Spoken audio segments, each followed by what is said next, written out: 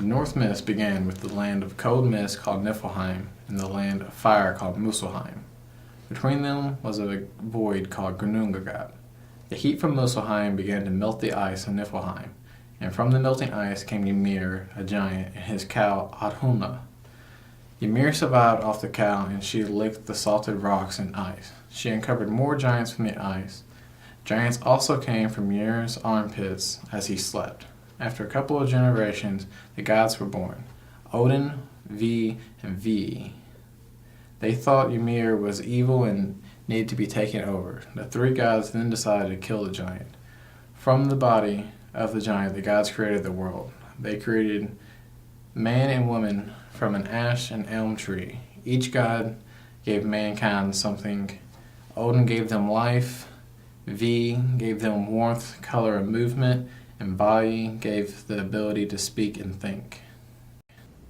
When people think of Norsemen, most people think of Vikings going out on raids and plundering villages, but they actually had their own society and their own religion, and that might strike some people as odd that these Vikings, these savages, actually had their organized religion. They had gods that they actually prayed to, they actually paid tribute to make them help them in battle and help them with their own lives, like most religions at the time.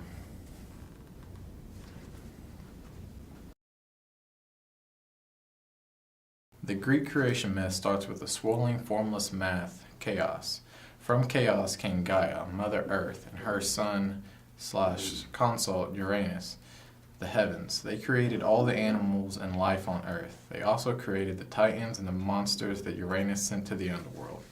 Kronos was Uranus' son, who later killed his father.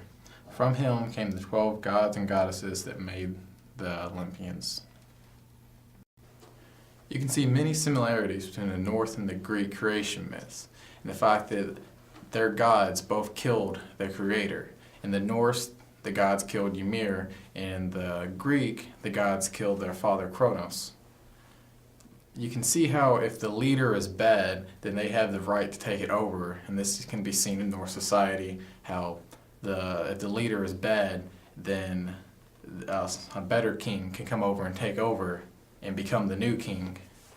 There's also similarities seen between the leader of the gods. You have Odin, the leader of the gods in the Norse, and then his brothers.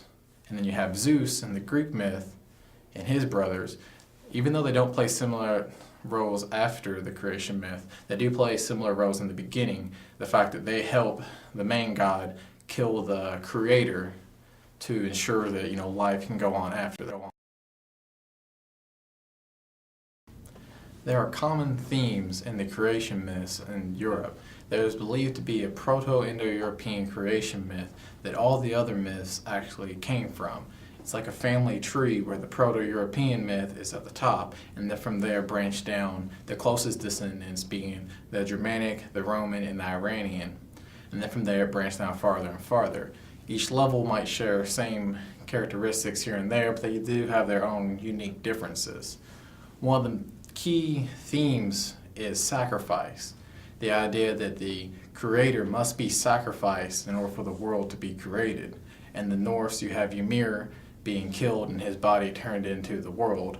And then in the Greek, you have the fathers being killed by their sons because the fathers are evil and corrupted, and then the world can go on from there. And this is seen over all the myths, is that there's some form of sacrifice that leads to the world being created, or the world being in peace, or the world being better off in general without this creator being there.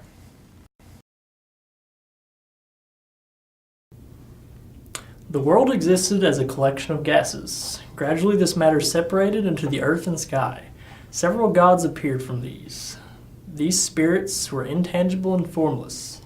A bud appeared in the floating sea and made the earth. From the earth appeared a pair of gods, he who invites and she who invites. This pair of gods were husband and wife, brother and sister. From these two, many of the spirits of the world were formed. On the similarities between the Japanese and Norse creation myths. In both myths, the mother and father figure is very common. There are parallels between Odin and Frigg and the Japanese creation gods Zami and Azanagi. They are both gods responsible for the creation of the earth.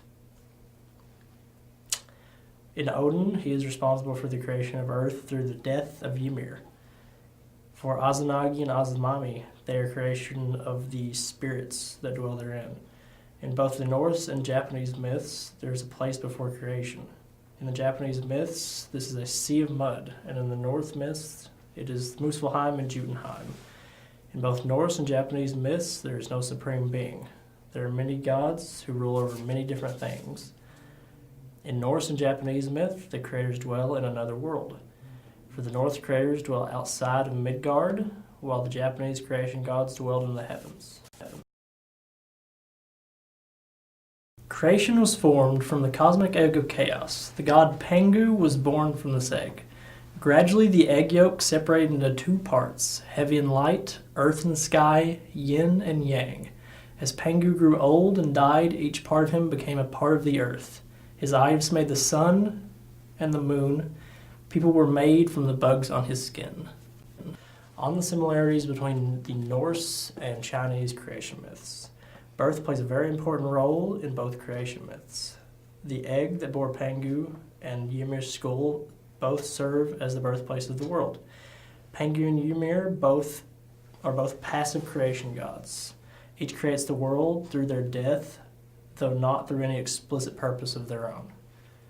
In both Norse and Chinese myths, there is no supreme being. The world after creation is ruled by many lesser spirits and was created by lesser spirits. Both Chinese and Norse myths had a deity that bore the world from their bodies. The differences between these two creation gods is a difference between the two cultures. On one hand, Pengu is generally regarded as a benevolent being, whereas Ymir is generally regarded as a malevolent being. Pengu's death comes about from old age, whereas Ymir's is an act of violence.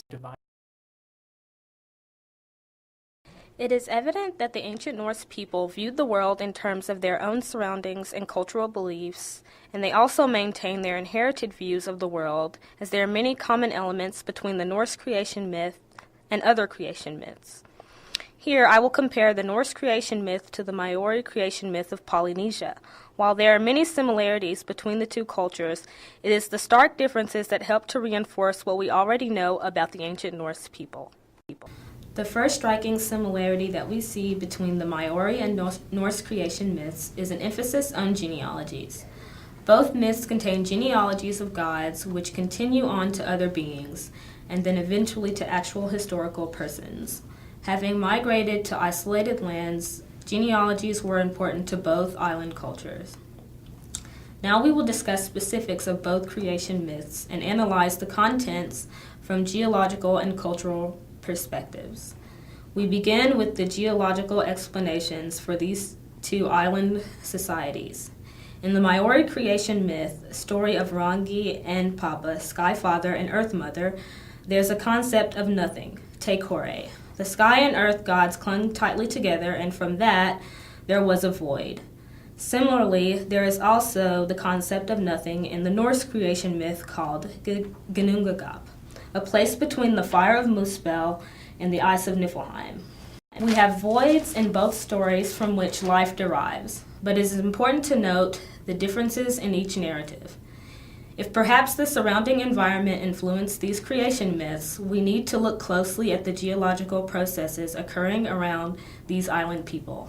In the Maori myth, the darkness is cured by pushing Rangi and Papa apart, separation.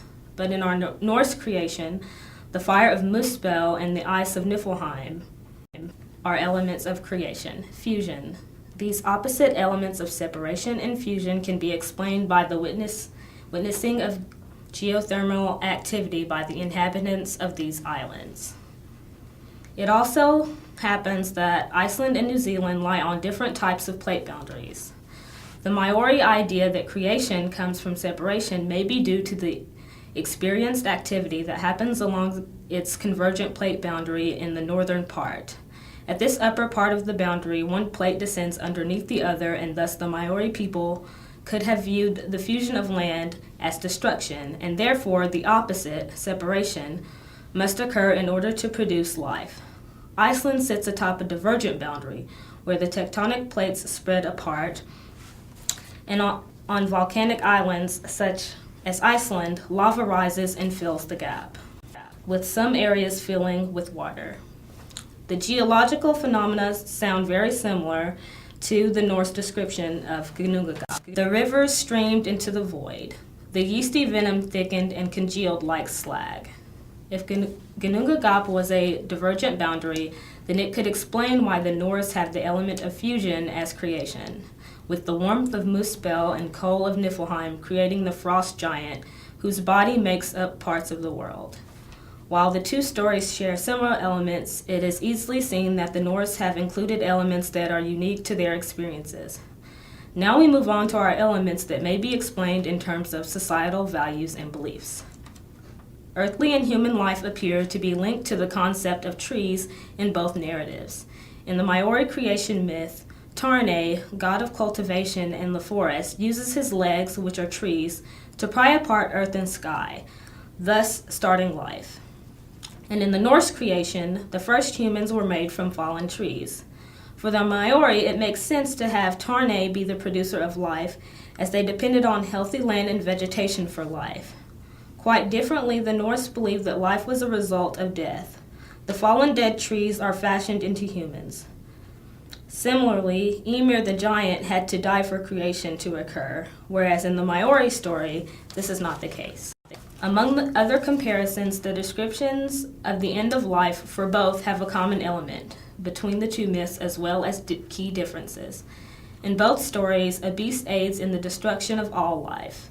In the Maori tradition, Wiro, often described as a serpent or dragon, may gain strength from eating the bodies of the dead and breaks free from the underworld to devour all mankind. Similarly, in the Norse description of Ragnarok, Fenrir the wolf will break free and help destroy life during the final battles among characters.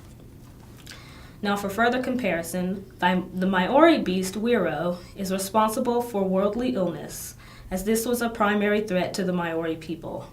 But notably, Wiro's destruction of mankind was believed to be preventable by cremating the bodies of the dead, as to leave no bodies for Wiro to eat. There is no story of regeneration in the case of destruction.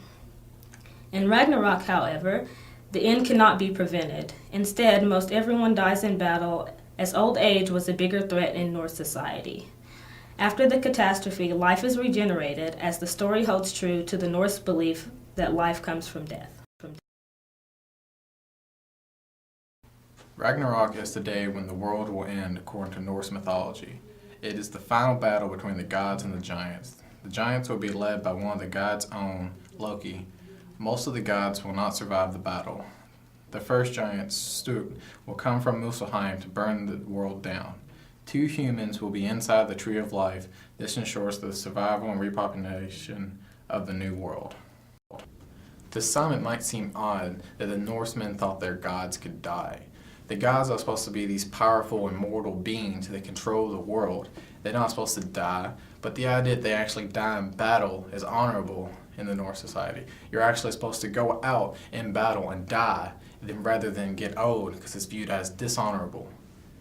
In the Greek myth of the end of the world, their gods just abandoned them. They don't actually have the gods die. They just abandon them. They give up on humanity. Zeus decides to flood the world, and he just gives up on them.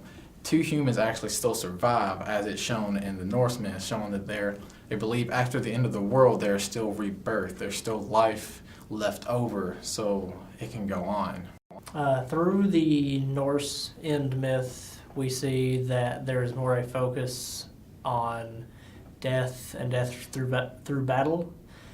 They focus on death being a necessary thing, an honorable thing, and that death through battle being the most honorable thing. The Japanese tradition focuses more on enduring and going on.